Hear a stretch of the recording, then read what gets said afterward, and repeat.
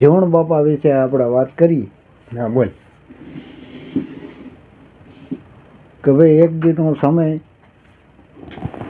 હાલનો ટાઈમ હતો, ઝાલુમાં જીવણ બાપા બે બેઠા હતા. એ ઝાલુ માતાએ જીવણ બાપાને કીધું કે ભાઈ ભગત, ભજન ગાવા ગામો ગામ ભજન ગાવા જવું. ભજન ન કર્યા ગાયે ભેળું નહીં થાય. કાંઈક સત્યનો રાહ તો લેવો કે નહીં, નકર આ ભજન ગાવાથી કાંઈ ભેળું થાય નહીં. જણ બાપા કે ઝાલુ તું કેવા હું માંગશો? તો કે પણ ભગત ગામો ગામ અડીઓ કાઢવી, ભજન કરવા, પણ સત્ય નામનો ટેકો તો લેવો ને, ક્યાંક ગુરુ ધારણા તો કરવી ને. પણ કે મને ક્યાંક બરોબર મેળ આવતી થાય ને, કે મને નક્કી થવો જોઈએ ને, સામે પાત્ર એવું મારે સામે હોવું જોઈએ ને. મને નક્કી થાય પાત્ર એટલે બરોબર છે, મને ભગવાન મળી ગયો. હવે આજ એને વાત કરીને બીજા દીના દિવસે રાતે ભજન હતા, ત્યાં ભજનમાં ગયા. ત્યાં આમરણથી ભીમ સાહેબ આવ્યા અને ભજન નાકણા ગાવાના ચાલુ કર્યા. અને જીવણ બાપા એ ભજનમાં ગયા અને સવાર લગી ભજન સાંભળ્યા. ત્યારે એ ભજન બોલ્યા નહીં, પણ એની અંદર એનો આત્મા ખૂટ્યો અને એને સમજાઈ ગયું ગુરુ કરવા છે. એ કે બાપા તમે જ બોલો અને મને આનંદ આવે છે. સવાર લગી બોલ્યા અને સવાર થયો એટલે જીવણ બાપા ઉઠે, ભીમ સાહેબને પગે લાગ્યા અને પછી એને કેવા લાગ્યા કે બાપા મારા ગરીબના ઘરે પધારો ને. તો કે કેમ? તો કે આજનો દિવસ ત્યાં સત્સંગ કરશું, વાતું કરશું. તો કે નકરો સત્સંગ કરીએ નહીં જીવન ભેગું થાય.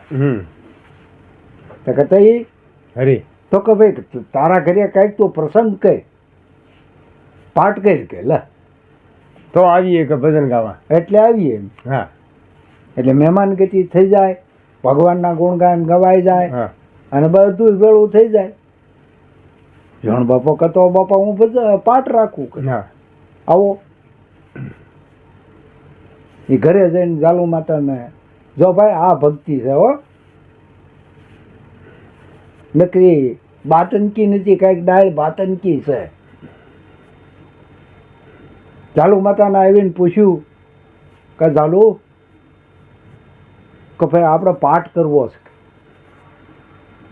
તો હા ભગત કાંઈ વાંધો નહીં, કરો કે એ કરો, પણ પૈસા છે ને.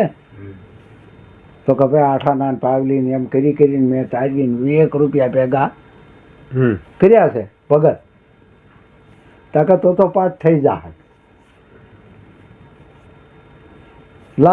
લાવો મને, એટલે હું ગોંડલ જાઉં ને અટાણું કરી આવું. 100 વાગે તો બાપા આવશે કે ભીમ સાહેબ. બધું અટાણું કરીને ઘેરે આવ્યા. તા ભીમ સાહેબ આવ્યા, સાંજે રાખ્યો પાઠ. સવાર લગી ભજન ગાયા. સવારે ઉઠીને પાઠ હકેલીને ગંબર નાખીને ભીમ સાહેબ ઘોડેમાં ચડાઈને હાલતા થયા. કાંઈ વાત કરી નહીં, કાંઈ ચીત કરીને ભાગવા મળ્યા. જીવણ બાપા તો વાહ ગયા દરવાજા લગી. હરી હરી દરવાજે પૂજ્યા ને કાંઈ ના આંખમાં આવું આવી ગયા. જો આ ગંગા પ્રગટ થઈ ભાઈ, એવી લો લગ્ની ગુરુ બાબતમાં લાગી. આ લો લગ્ની એને લાગી, ગુરુની લો લગ્ની જોઈ, ગુરુની લો લગ્ની લાગવી જોઈએ. તો જ આમાં કાંઈક પ્રગટ થાય, નકર ન થાય.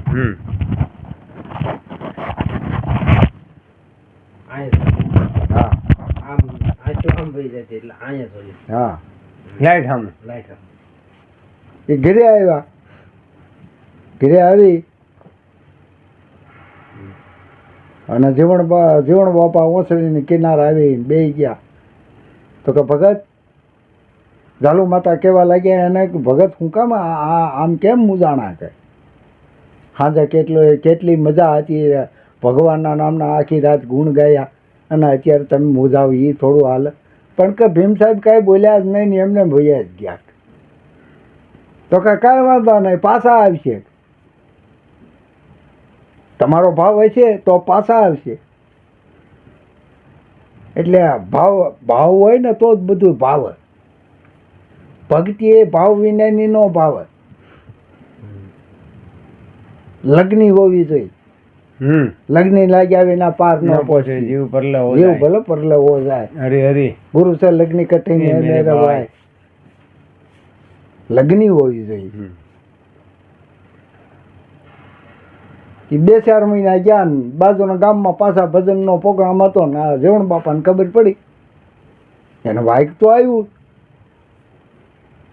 તો કે પણ ભીમ સાહેબ આવા છે એટલે જીવણ બાપાએ આમ જો રોંઢે દીયા ઘોડે લઈને ઉપડ્યા. જો એનો લક્ષ ક્યાં લાગ્યો? એમાં લાગ્યો, ગુરુમાં. તે શબ્દ છે ને, શબ્દની સામો જ લક્ષ હોવો જોઈએ.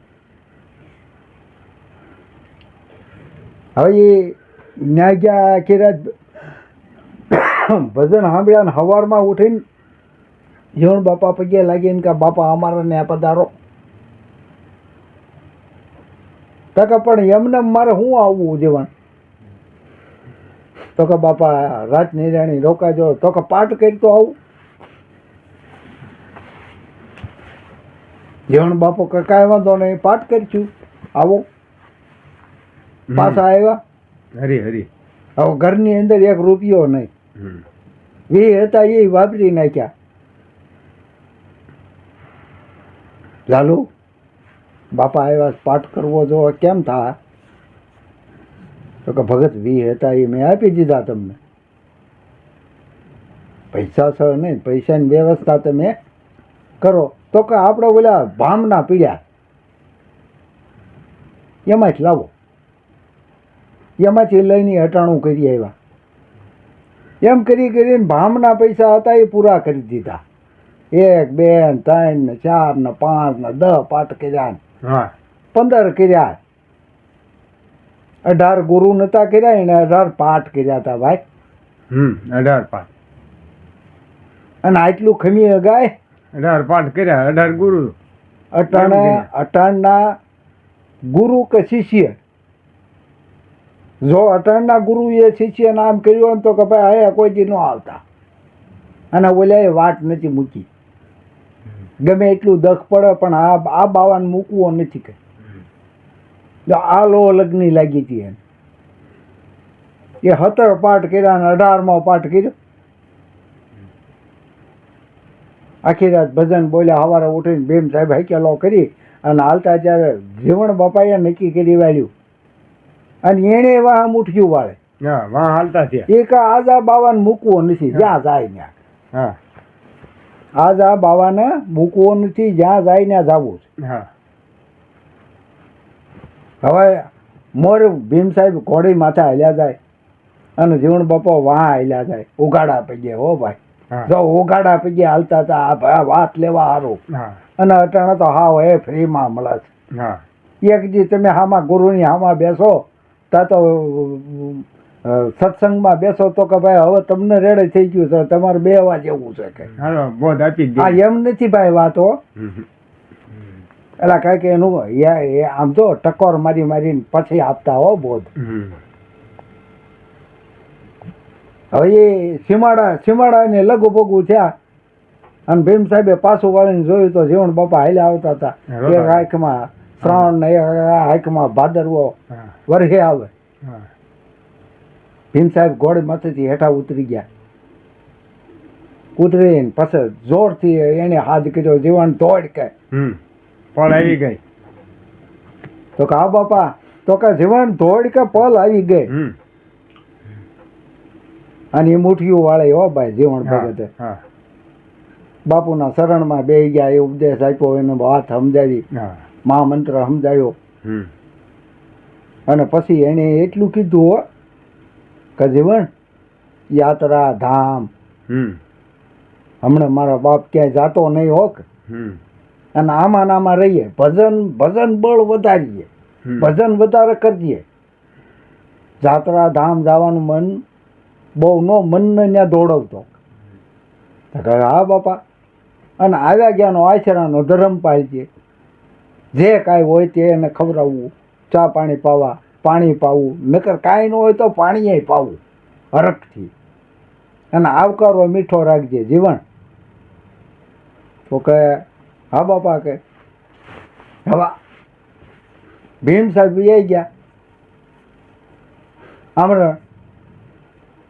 હવે 2-4 મહિના થયા ત્યાં તો સંઘ નીકળ્યો ગંગાજીએ જવા. એટલે ઓલા કહે કે ભાઈ આપણા આમના મૂંગા મૂંગા હાલવું હમ. એથી કાં અહીંયા કોઈ જો એવો માણસ સત્સંગી ભજની હોય ને આપણે ભેગો હોય ભગત તો માણસ. મજા આવે ભગત માણસ. હમ. આપણા વાટકા ઉકલે બે વાત. હમ. ગામના કશે અહીંયા